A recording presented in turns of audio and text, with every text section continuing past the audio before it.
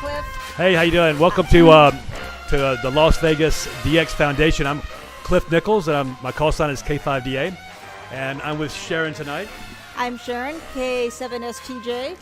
And we're Las Vegas residents, and we're also amateur radio operators, and so this is our first podcast, so we're pretty excited about that. And it's not like that we're movie stars or actors. This is all new to us, so just keep that in mind throughout the podcast.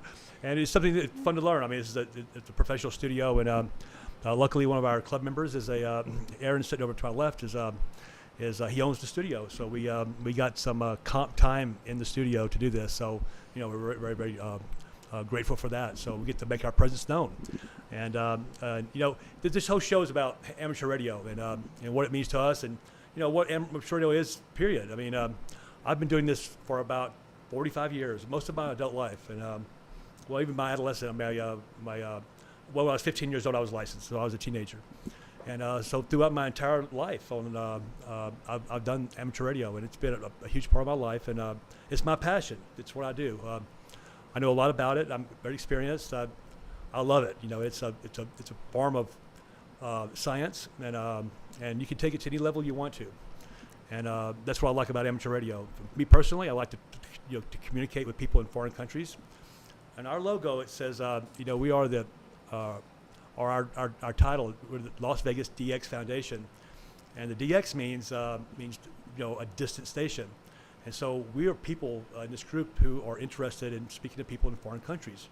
It's fun to talk to people locally in Vegas, perhaps, but to me it'd be more fun to talk to someone in Pahrump if that were all I had. If I heard someone from Pahrump, I'd be like, oh wow, Pahrump's on the air, But we take it to a whole nother level. We take it to I like to listen to and talk to people that are a long way away from me. Maybe go the long way around the world. Maybe talk to a satellite. Maybe do a moon bounce. We have those modes of operation. And so my domain is in shortwave radio spectrum. And in the shortwave spectrum, most people know that it propagates around the world using the ionosphere.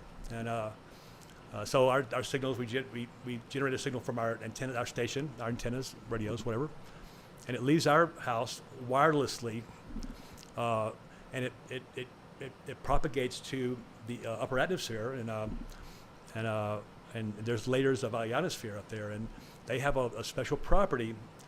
They are able to reflect and refract electromagnetism back down to Earth, and so that's how it works. And so that blanket of ionosphere does a lot of other things too that help keep us safe from the sun's radiation as well. But we get to exploit it for the shortwave spectrum, and to have it propagate our signal around planet Earth. And so it's fun to point my antenna at Europe, and they can hear me, and I can hear them, and then I turn my antenna toward Africa. I can't hear the Europeans anymore, but now I'm listening for Africans, or wherever I turn my antenna, and that to me is a lot of fun. And to me, it's turned into a sport. Well, for a lot of us, it's a sport, challenge, and so that's my interest. And so I design my station, I design my antennas. Everything I think about is how can I better propagate my ham radio signal to be heard and to hear other people from foreign countries. And there's a lot of rare countries. There's countries that haven't. It's illegal to be an amateur radio operator. North Korea, you still can't be a ham radio operator. They don't allow it. It's illegal. And so, until they at least have one legal ham radio operator, I'm never going to be able to talk to North Korea, and I want to. I want to talk to every country in the world. So we're waiting on that to happen. And there's other exotic, South Pacific islands. I mean, you teleport yourself over to these stations, and you research them. I research them live as I'm talking to the station. Cliff, yeah. How do you research them? I go on basically Google or Maps, or we have special software that we use. Okay. And that integrates into our logging system. Anyway, that's what we do. We're a group of DXers, and I think we all pretty much share that passion. Some greater than others. Maybe some we have newer members, new licensees that don't know yet what DXing means to all of us. We've got some group members that have been around for a long time, and we definitely share the same passion. And What do you think, Sharon? Well, I was just wondering. I was like, you just broached on the subject of licenses. What kind of licenses are out there, and how do you go about getting them? Well, it's that's a good question. It's I think it's pretty easy to become a ham radio operator. You need to find a ham radio operator to become one. Probably not quite that bad. You can do a research. You can do a search on the internet, the amateur radio license or ham radio license, and where Google search it. Where and they'll probably find one closest to you. And there's typically, especially in the United States, there's a lot of amateur radio clubs, and the clubs typically will have once a month or they have their own schedule, but they have special licensed people in the club that can give the test to us. And so in the old days we had to go to the FCC office. Those days are gone, thank God. And another amateur is giving you the test, but the tests are very difficult. You have to know what you're talking about. You have to study or you'll fail. Are there different levels of licenses, or is it one size fits all? No, there are definitely different classes of licenses, and the first one is a technician license. It's an introduction. Well, it's not just a full-blown license, really. It's limited on its ability for that amateur to operate in shortwave. Is that where people would normally start? Is as a technician? I mean, you got to take them in steps. You got to take the technician license anyway, and then you can proceed to the next class of license. So it's you're going to get the technician first, probably. Okay. I actually knew the answer to that question because that's where I started as a technician. And the reason I got involved in radio was because, well, Cliff for one, but in my Jeep clubs, notice Jeep fam right up top, I'm going to give a shout out to them.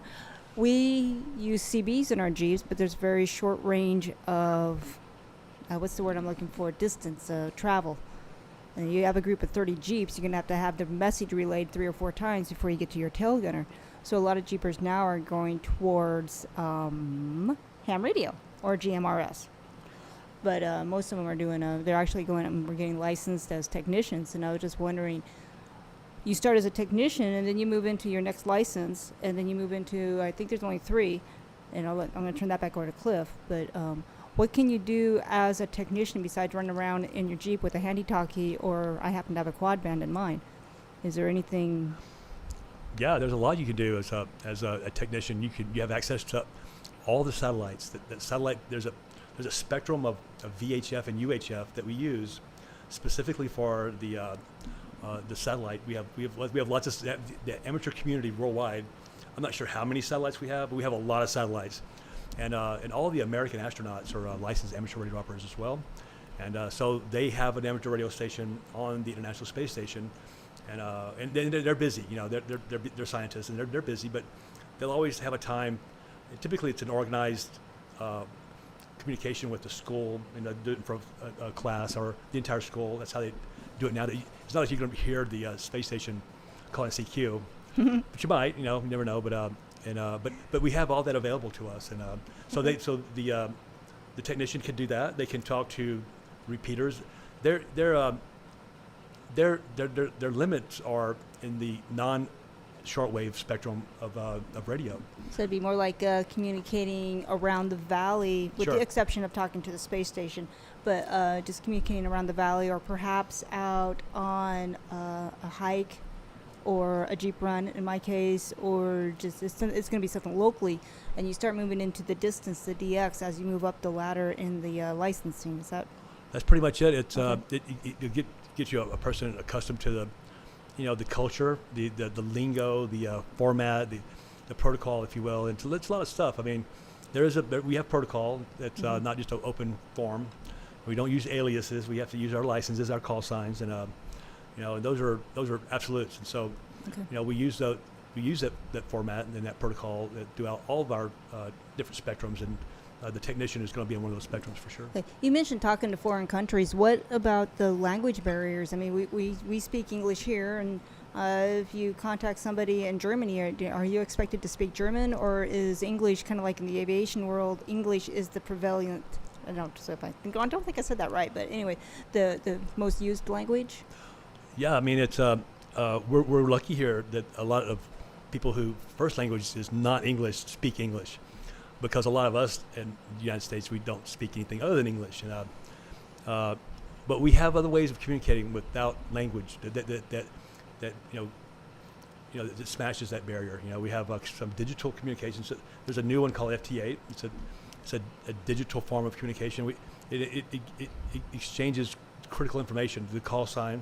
So for a contact to be valid in the eyes of these entities like the American Radio Relay League, who makes rules, the call sign has to be exchanged, each call sign. So if we were talking to each other, I'd have to get your call sign correctly. So K7 STJ, I'd have to have that in my logbook, and you'd have to have K5DA. Right. And then a lot of times it's a name or a city or a report is always necessary. So in the digital world, even though you're not speaking, I'm not speaking German, you're not speaking English, we can communicate just fine. Because the computers are talking to each other. Exactly. So, Gotcha. So in the old days, we used Morse code was the thing that would erase the barrier between language, because it's all code, Morse code, which is my second language. I use it often, still to this day. It's still in active mode. It's no longer required, but Thank God. yeah, it's not easy to learn. It's like any other language. You have to learn it. Mm-hmm. But they abolished the you could get a license without having to take the test. Before you had to take the test, and so CW was that form of communication that didn't matter where you were. You used the same code. It was the International Morse code. Because it's just dits and dots and. Yeah, it's just dits and dots. But I can dit and dot in English. And so they had their own form of communication.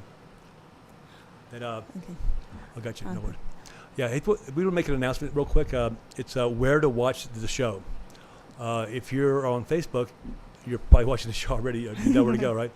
But our group name is Las Vegas DX Foundation. You could go at, and then Las Vegas DX Foundation, and you'll see us. On YouTube, it's Go Live Vegas. If you're on Twitter, you're going to go to Go Live Vegas. Go ahead. And Twitch is the same, Go Live Vegas. Instagram, Go Live Vegas. And if you can't watch the show, then take us on the go. Oh, okay, I get it. Take us on the go. Boy, can you tell I'm new at this? Download the free Go Live Vegas app on your Android or Google and your Apples. And we're going to bring Fred on now. So, hey, Fred. Fred and Daryl, nice. And these guys are a couple of members of our group, so. Oh, loud. That sounds like Daryl's laugh to me. I don't know. Maybe I'm wrong. That was Fred's laugh. Hey, Fred. Hello. Hey, welcome to our first podcast. I'm pretty excited about that. It's almost like talking to you on the radio. It's almost like we're on 20 meters right now. Yeah, almost. It's even better. There's no QRM. Absolutely not. I think it's pretty cool. I don't know why we haven't been doing it before.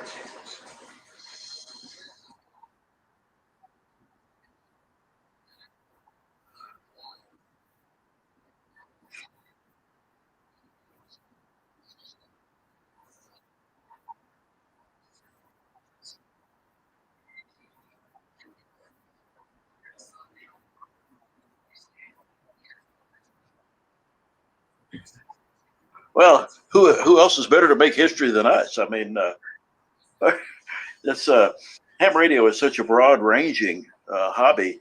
It isn't just sitting there with your microphone in your hand talking to somebody across the pond. It's also talking to somebody just down the street or in the country or who knows, any of several different modes, different ways. And, that's the fun of it. There's even television. A lot of folks don't know about that. And I've been licensed for 59 years. And things have changed a lot since I started. But it sure is still a lot of fun. And that's another thing. It's educational. You learn a lot. If you have interest in learning about electronics or about other countries or other people, there's just so many opportunities to learn something.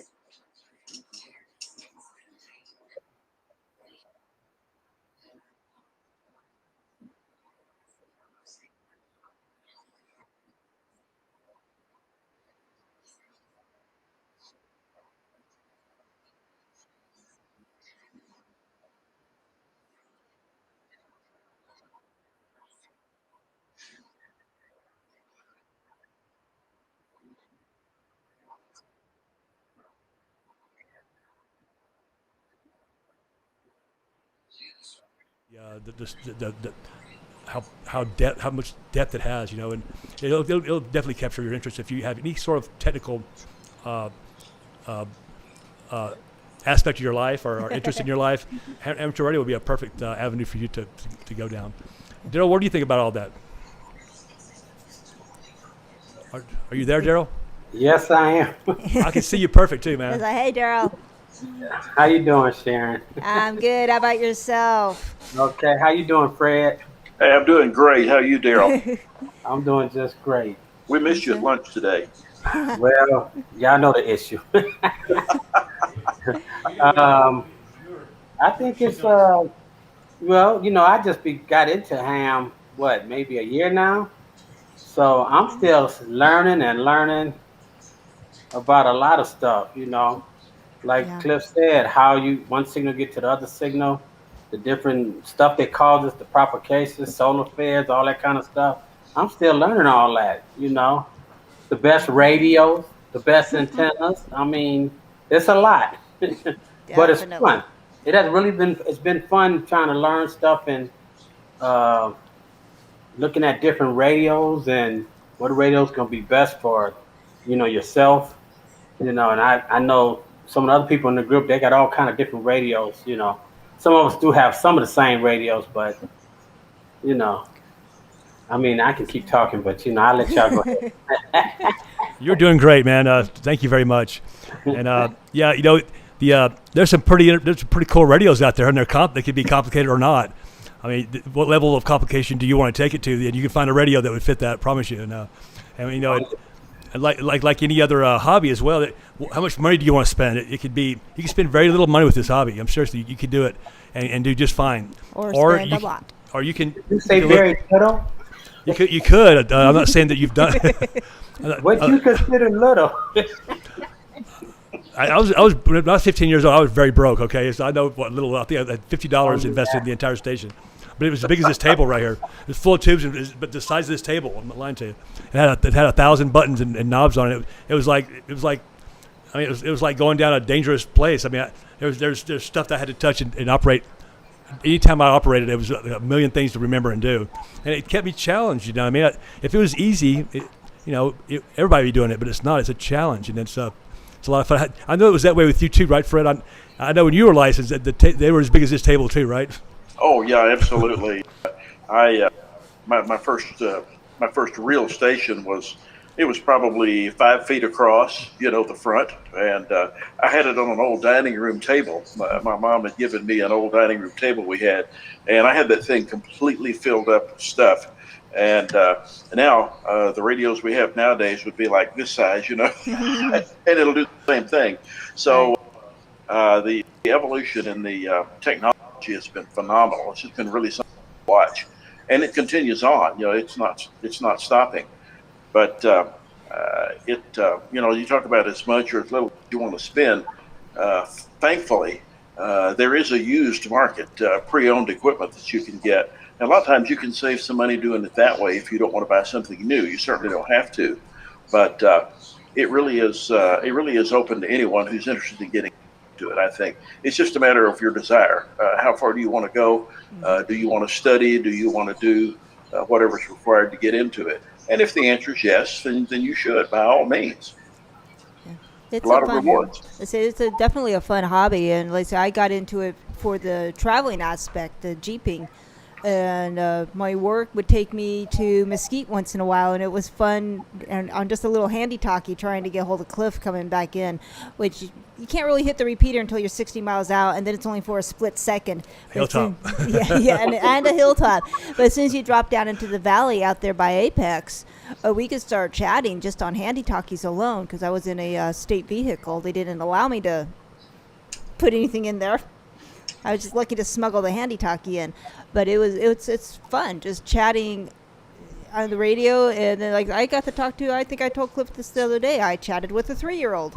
That was kind of fun. It was somebody's son. Dad was on the radio. The little kid wanted to say hi, so I said hi. It's kind of common. I mean, maybe a budding ham. So Yeah, exactly. Yeah. Was he licensed, the 3-year-old? Just kidding. And maybe I don't know, Pampers. As long as he wasn't driving, I'm good with it. I was driving. So, like everybody's saying, it's this hobby is amazing. It's it can take it to whatever technical level you want to take it to, or simplify it. And if you don't like talking on the microphone, like I've noticed with Sharon, because I've watched her, evolve from not being a radio person really, except for her flight stuff, to being someone who had to express information to another and there's a stage fright thing that happens, and Mic fright. yeah, she's doing great tonight. I don't know, she's handling this very well, but talking to a person directly, maybe somebody in another country, Like Slovenia. I never saw anybody the fear on her face. I'm like, wow, I remember what that was like whenever I was 15 years old, or I upgraded to my general. I think I was 16, and I had to do the same thing she's doing, and it was very difficult. I didn't understand the protocol that well. It didn't flow, and then and so you have to use it to learn it. And somebody, it reminds me of somebody else. Daryl, you've been down that same road as well, right? Yes, I have. The technical in general was pretty easy, but the extra, well, that's been kind of difficult. Getting that extra exam license has been kind of difficult. I'm studying now to try to go again in August. This will be, I don't even want to say how many times, but it'll be my 6th try trying to get that extra. So it's not an easy exam. It's just a lot to know and remember. You keep going, though. That's what's important. Yes, I'm definitely going to keep on going until I get it. Yeah, the extra class exam is our highest class of license, and it gives all privileges to every privilege available to us by the FCC or the IARU or whatever entity is governing our hobby. We can do every single mode. Every piece of spectrum is granted to the extra class, so you have to earn that. So you got to take these hard tests. They've limited the test now. I think there's only 3 tests now. Is that right? Yeah. They got the technician, the general class, and then the extra class. And that extra class, this may be I'm sure this is an entirely different extra class license test that I took back 25 years ago, but I think it's harder right now because I've never seen so many people complain about how hard that test is. And I know it's a lot of questions, and I think is it 50 questions? Daryl? 50 questions out of 622 questions that's in the pool. So that's a lot. That's a lot in the pool, and so you kind of have to know the stuff. And there's not something you could do that well just trying to memorize it, maybe. And because I was lucky that I had been a ham already for quite a while when I took my extra class, so I was familiar with. I've been on the air for years. And when I took my extra class, I was 100% fluent with the culture, the language, the etiquette, the modes, things of that nature. So I didn't have to worry about that part of the test. I had to worry about the math and some of the other stuff that goes right along with it. I mean, our tests are full of math. I mean, it's physics, it's radio, it's physics. It's so it's going to have a lot of math in it, and there's stuff you have to know. And the only way you're going to get it is through math. And it's all based off the speed of light, the speed of sunlight. You don't want to scare everybody away from ham radio just because there is some math. Because I'm not a numbers person, and I made it through my general, and all it is just perseverance. And for all those times you said, when am I ever going to use algebra?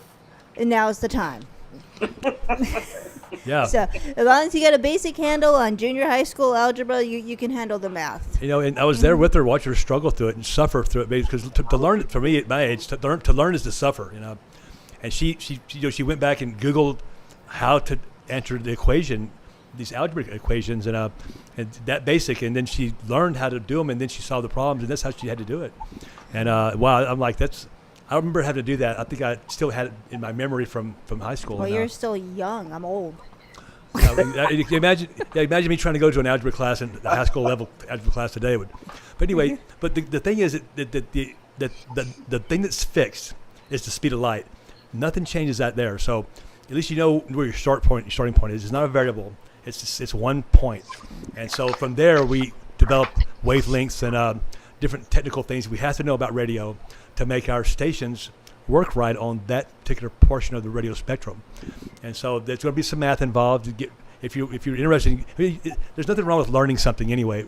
I mean, I think to learn is to live and to grow and you know to have the will to live. And You might So- want to mention the phone numbers if anybody has any right. questions. if anybody's interested in calling and being live on our show, we'd love for you to call in. The phone number is our Las Vegas number. I'll give the Vegas number first, and I'll give you a toll free.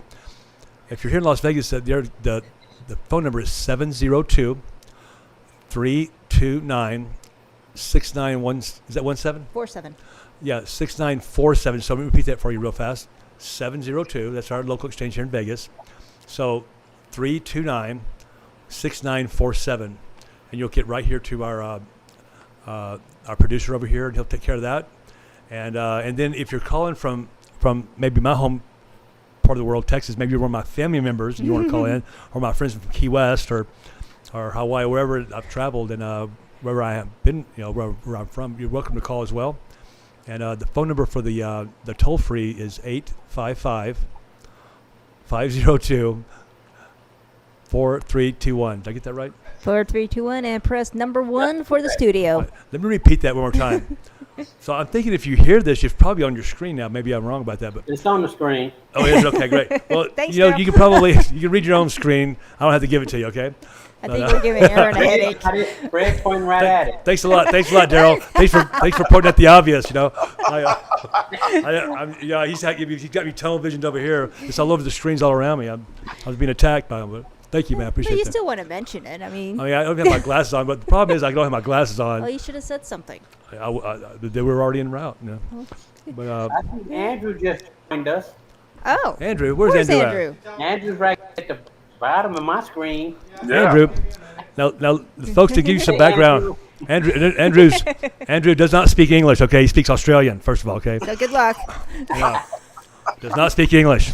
And if you get Andrew with There one of he his is. Australian friends, you'll know what I'm talking about. Hey, Andrew, how you doing, buddy? Good guys, good. It took me a while to get on. Sorry, It's okay, man.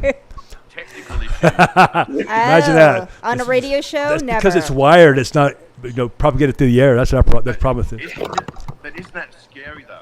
People are supposed to be experts in communication. Can't get on this. I know. Don't they have TV in Australia, Andrew? And we've got 3 channels now. You guys are moving up in the world. It was only one last month. I'm just kidding. Oh yeah, so it's pretty good. Yeah, see, 3 channels. So that's exactly the way TV was when I was raised I know. in America. say 3, 5, 8, 10, 5. 5 channels in Vegas. Yeah, See, the 3, Vegas- 5, 8, 10, and 13. It was a big deal when 21 came online. I know.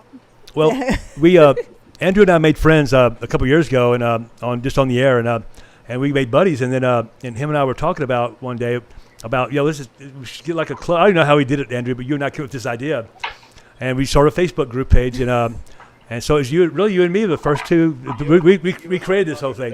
Yeah, we did. We thought Yeah. let's do something and, Yeah, and sound official.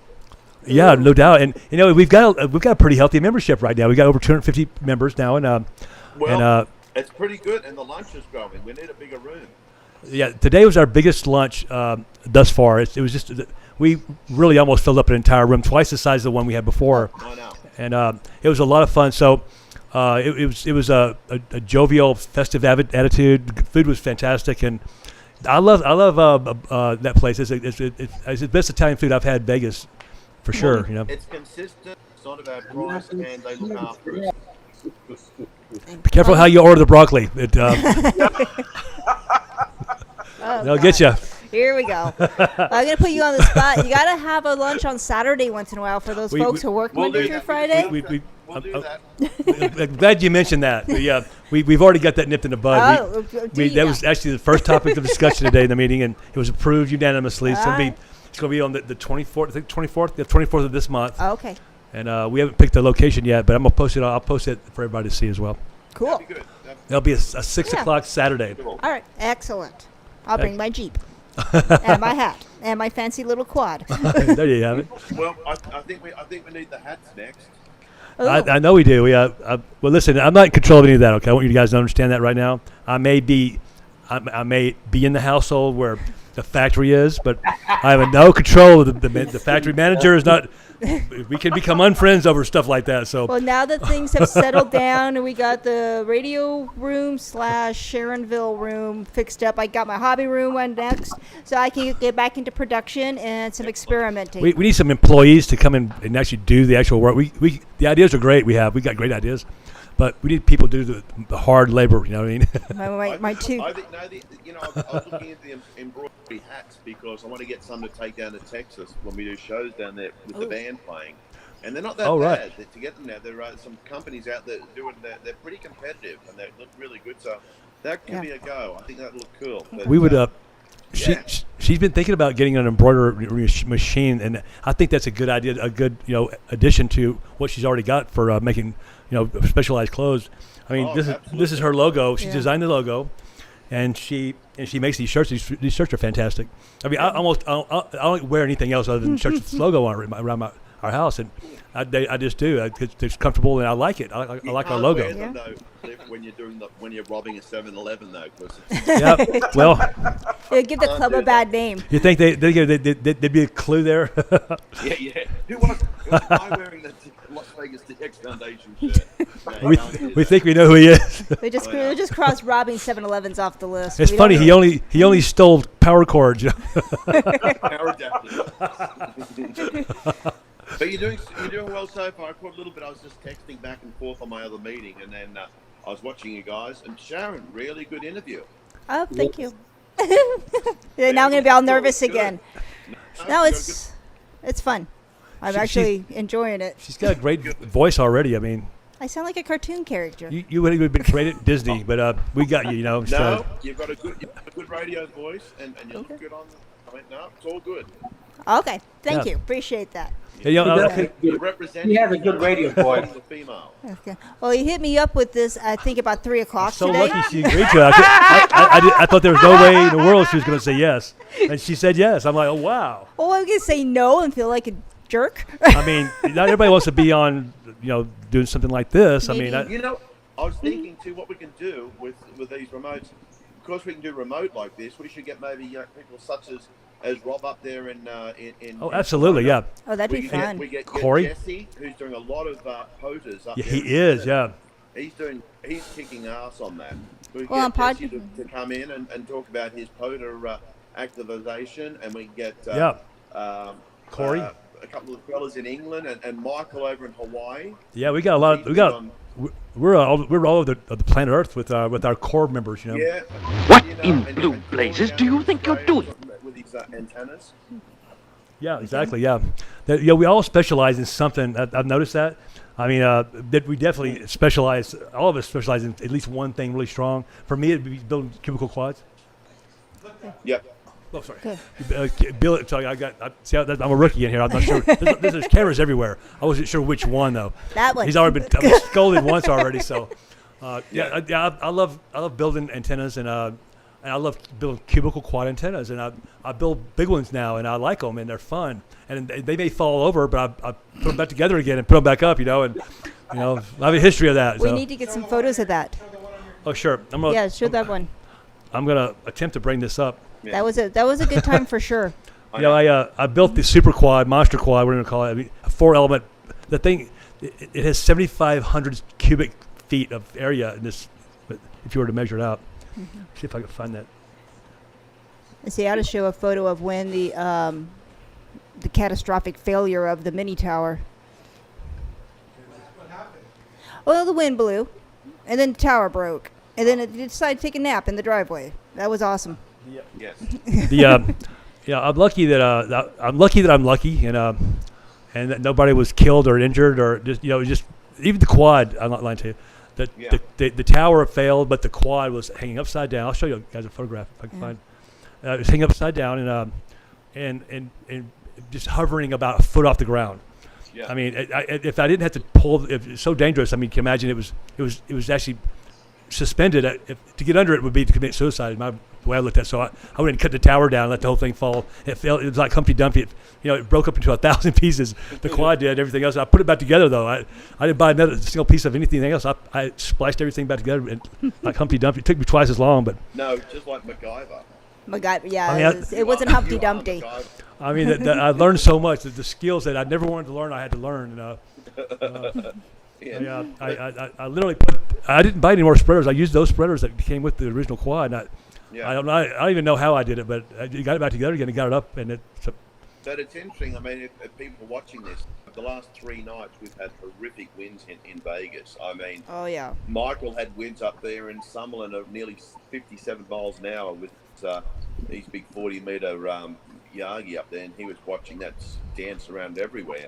And your quad was it was bending pretty much. I'm gonna find that. I'm gonna find the video of that the Hey! quad. Yeah, it was hammering. It was going through the big storm. You know, it was like Yeah. it's like one of those movies of Captain Abrams going through the big storm in the ocean. You know, Oh my god, yeah. and It was battling crazy. But, It was exactly like that, and I feel like I was who's the guy that Moby Dick? You know, Captain Ahab. yeah, I thought Captain Captain Ahab. You know, I was out there by myself, wrangling the quad, in the tower. The I'm gonna great show you, white show you whale. the video in a minute. yeah. Here's the hey, Aaron, could you put this photograph on the? It's just a. Okay, so that's what the quad looks like right there. That's a 4. There's 4 spreaders there, so that all the elements are on those spreaders, and that's what it looks like on a good day. And this is what it looks like on a bad day. I'm gonna try to pull that photograph up. Before and after. I'm gonna show you the. Can you hear me? Just checking. Oh, well, that's interesting. That's everything. No? Let me see where that video. The one I just posted it, right? So it should be. It's not that one. It's got to be. What is it? A different set of photographs, perhaps. Okay. That'll let people know that Cliff's catastrophic failure made news all on the airwaves around the world. It was well known. I get Mac and Ben in Japan asking about it. Oh, no. Is he up? What happened? And I get then Rob in England's asking me all about it, and then everyone around America that knew about it. And it's funny because I mentioned I'd be speaking to some person about the quad, and I said, oh yeah, one of the buddies, Cliff, has a quad here in Vegas. And they're going instantly, oh, is that the guy whose quad blew down? Yeah. That's awesome. Yeah, and It's legendary. Wow. the local news came out and did a story on my quad even. Well, that morning they were talking about the huge winds, and I'm like, somebody's trampoline just like always blew out onto Sahara or something. I'm like, call this guy, come to have him come talk to you. Yeah. So here he came. Here you Like, go, okie dokie. Here's the video of the other night when the storm blew through like a rogue wave. That's my quad. I don't know if the audio was that or not, but I'm not worried about the audio. You don't do the audio. There's a lot of swearing. Yeah, I was. Could you hear the suffering in my voice? Couldn't you? I mean, I was agonizing. I thought, all I can do, folks. All I can do. I was literally hanging on to that line. I know. I was cowboying the tower. Like the tower's gonna fall. It's gonna take me with it because I'm standing right here. You know, what I mean, I literally had that thing wrapped up my arm. Oh, you got some Cliff, good lightning that- flashes. That video clip reminded me of in Forrest Gump when Lieutenant Oh yeah, Dan me in too. the storm. Right? Yeah, when Captain Dan got liberated. and Going through found the out- storm. You're Lieutenant Dan. I know, Oh, my exactly. gosh. Yeah, it's between me and God now, right? Yeah, that was a yeah. fun. That's a great part of that movie because he got some freedom in his life after Well, that. the good news is the flag lived, the quad lived, the tower lived, the dogs lived, you lived, and I mean, but you I gotta got understand some something. I sleep. was on the roof wrangling a tower. I was not. Yeah. I was going to die with the tower. I was going to go down with it. I didn't care. I'm going down with the tower. So I had to. I well, it's in the down position now because we got monsoons rolling back in. If I had been Yeah. home when the first quad failed, I think I could have saved it. I Yeah. don't know for sure I could have saved it, but I think I could have. I might have saved it. But that's don't- all more on you. Well, that was I a don't know. tower that was rusty. Yeah. Nothing That's to do very with true, it. that's very true. But, yeah.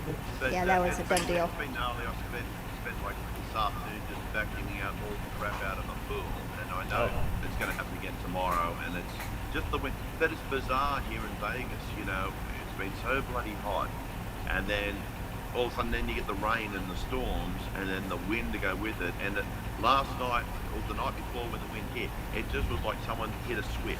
It was unbelievable. It was still, and then it just blew in like someone said 3, 2, 1, go. And That's- it was ridiculous. You explained It lasted like 10 minutes here in Summerlin and it was gone. That's a dilly of a pickle. It was full on though. But So yeah, I know this is our first episode, and it's probably just very loosey goosey. I think it is. Yeah, I'm fine with it. I think each week we'll bring people in and we'll discuss stuff. I mean, we're not up to the DX engineering standards that they're broadcasting yet.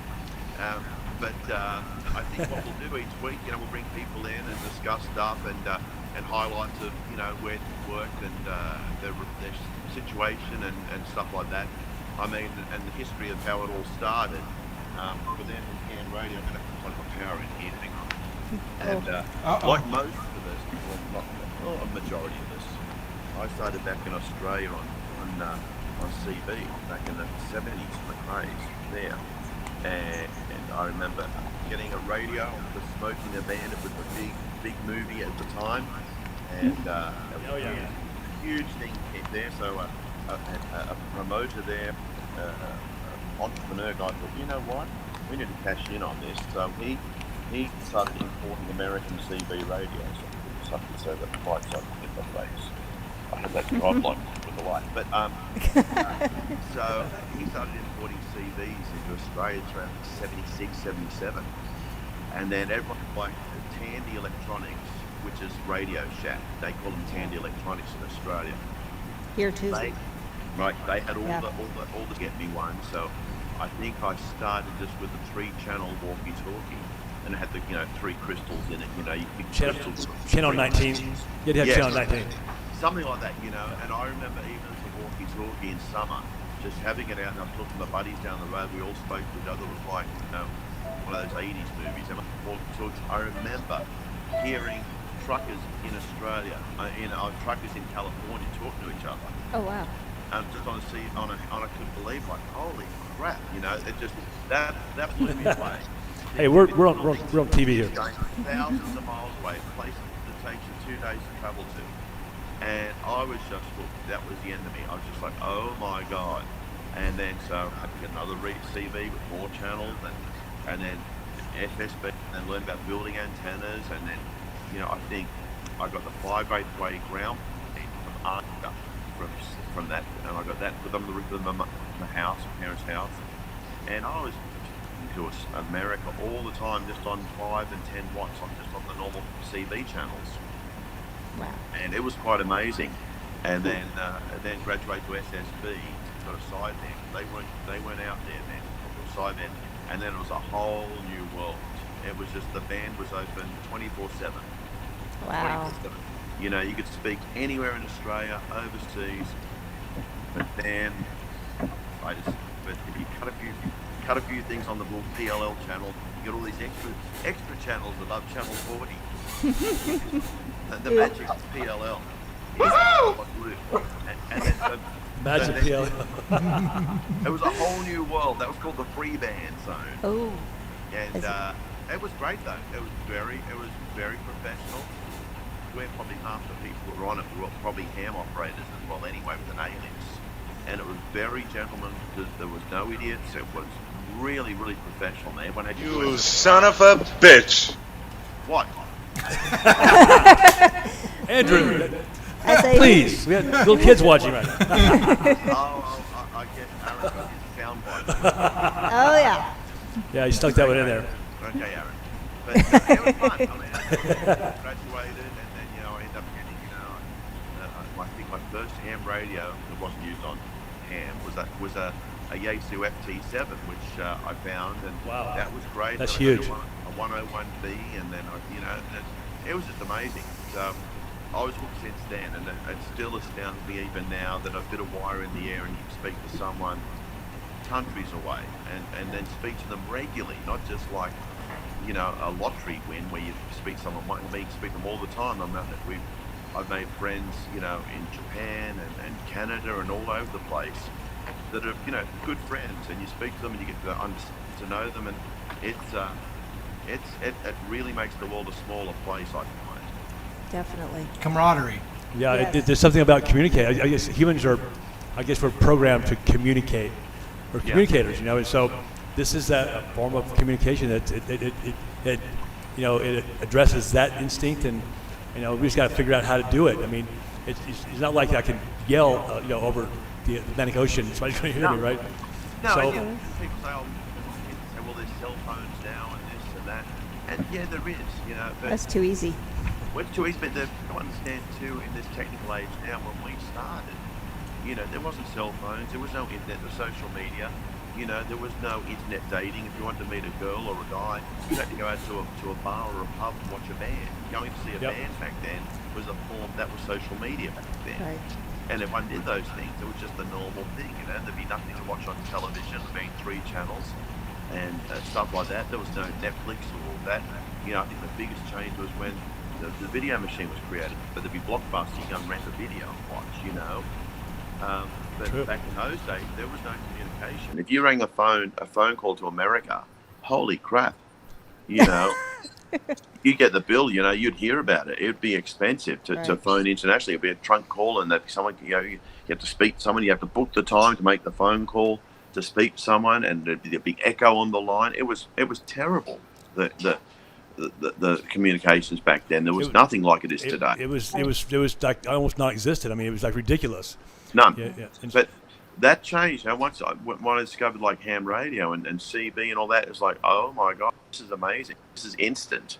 I can speak to someone instantly, and it was just amazing. But I think even now, it's just, I find it just fascinating getting on there and speaking to people, friends I've known, and you get to speak to them quite regularly, and they become part of your little circle of people. And like, how are you doing? How's your world today? How's the weather there? How's the COVID going over there in your part of the country? And, especially when I speak to people like, Mac and Ben and me and Nagi and those people in Japan.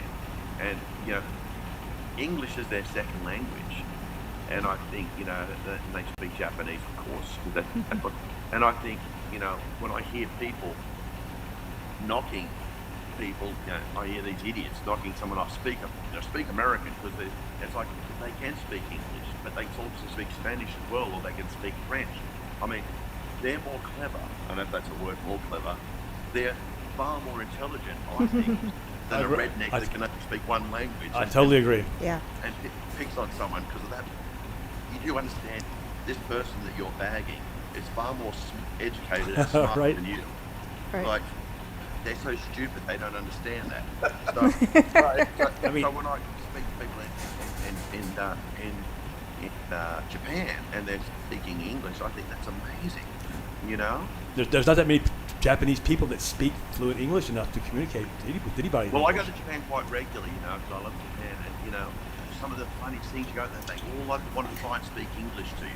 They love it. That would be funny. And Wow. You go to a bar, and I went to the Abbey Road. I do Beatles stuff. I went to Abbey Road, which is a British, a Beatles pub bar, and there's a band on stage, and they're singing all Beatles songs in English. In Between Japan? songs, they're talking in Japanese. And, Oh, that's awesome. But it's amazing, and people knock them. They sing the please. I'm like, okay, fair enough on the Beatles, but show an American band or an Australian band that can sing Japanese traditional songs in Japanese. Not gonna happen. It doesn't happen. No. Exactly. Yeah. Amazing. And I find it fascinating. So I have so much respect, and I think every ham radio guy I know, I've met, that works DX and speaks long distance, they have such respect for people in other countries. Absolutely, and their yes. culture, because they realise these people they speak to, they're no real different to you and I. They all have the same principles, like want life and humour and stuff like that. Right. So there should be more ham operators. The world would be a better place. I agree with you. It bridges cultures. It really does. Oh, it smashes down walls. It really, really bridges cultures. I mean, have you, Fred? Can you hear me? Oh, I can hear you. Yeah. I'm sorry for gas bagging, dude. But, Don't worry, we enjoy the accent. I'll give you an example. have you noticed, Fred? You've been doing this for 59 years, okay? And and hats off to you, dude. I mean, that's amazing, and I have a lot of respect and kudos to you. But what have you noticed in respect to speaking to other people around the world? And the cultural differences, because the world's a lot smaller now. Back when I was younger, before the internet, the world was a very big place. You didn't know about Yeah. events unless you saw it on television or read in the newspaper about another country, Right. or heard on the radio.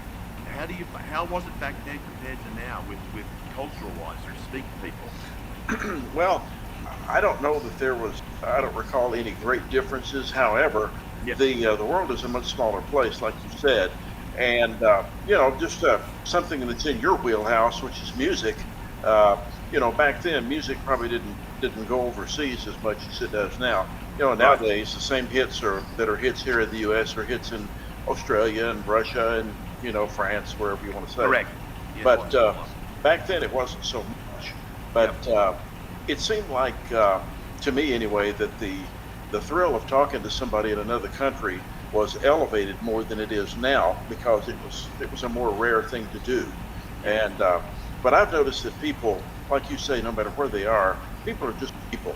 I'll give you an experience of we've been to St. Petersburg, Russia a couple of times, and I remember the first time I was there, we went to this little souvenir shop, obviously for people like us. We were on a cruise, and the people in there all spoke English, and there was this young man out front holding open the door, and I spoke to him. He said, "Oh, how you doing?" I said, "Fine." We got to carry on a conversation. I noticed there was a Mercedes Benz down the street, and it was under a tent, and and I said, "Hey, what's the Mercedes for?" He looked down and he said, "Oh, that's just the local Mercedes dealer trying to sell some cars." And and I thought, wow, I didn't expect that. Yeah. The girl who actually managed the shop, she was a fairly young girl, and she spoke as good English as somebody from Indiana. She sounded like somebody from Indiana, Illinois, just middle American English. And I told her, I asked her, I said, "How is it that you folks do this?" She says, "It's taught in our schools now. English is required." Yeah. Said, "If you ever want to know somebody in Russia who speaks English, look for anybody under 30 years old." Said anybody under 30 years old speaks English. And I said, Makes sense, "Really?" yeah. And so English is pretty much the international radio language. It's pretty much the international business language. And I think most countries who have a lot of people who are English speakers do so because it makes it easier to do business. And, but as far as on ham radio, to me the thrill of talking to somebody in another country is still there. It just takes a different form nowadays. Gotcha. Okay. Gotcha. Cool. It's interesting you mentioned that, like the people like that girl. We were working, this was years ago, this back probably in the, and we played at the internet, the world fair, or they call it. It's every 4 years they move to the World Convention.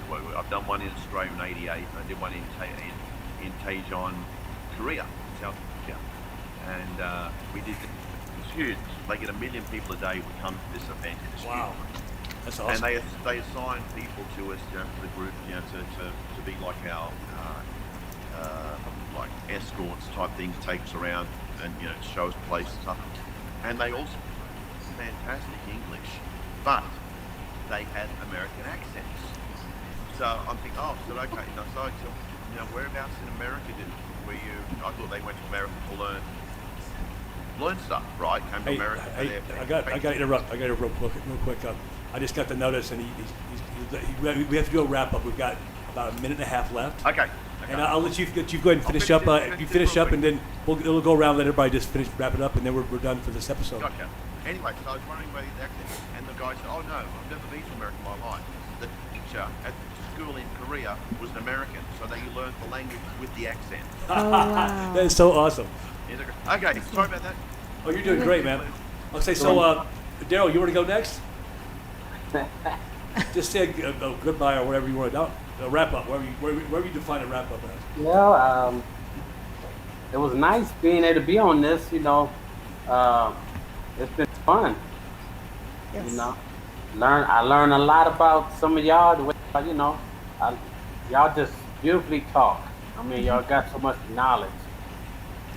So it's We're gonna all. be- I'm glad I'm in y'all group, but our group is extremely, intelligent and smart people. I mean, all y'all got some kind of, like Cliff said earlier, all y'all got y'all specialty.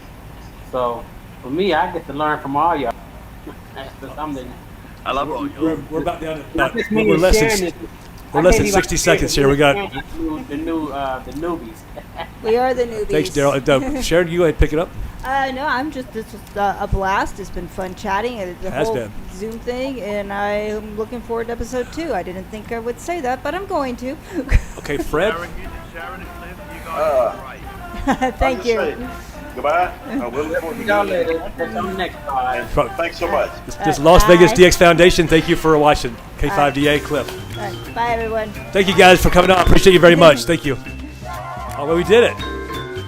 That was the easiest thing I've ever done in my life. You know what it was?